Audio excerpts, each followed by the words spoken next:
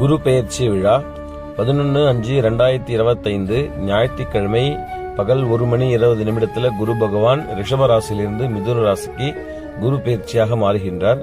அதனை முன்னிட்டு குரு பெயர்ச்சி பரிகார மகா யாகமானது நமது ஆலயத்தில் ஏற்பாடு செய்து நடக்க இருக்கின்றது. இதுல குரு பெயர்ச்சினால நல்ல பலன்களை பெறக்கூடிய ராசிகள் அப்படின்னு பார்த்தோம்னா ரிஷபம், சிம்மம், துலாம், தனுசு, கும்பம் ஆகிய ராசிகள்லாம் சுப பலன்களை பெறுகின்றார்கள்.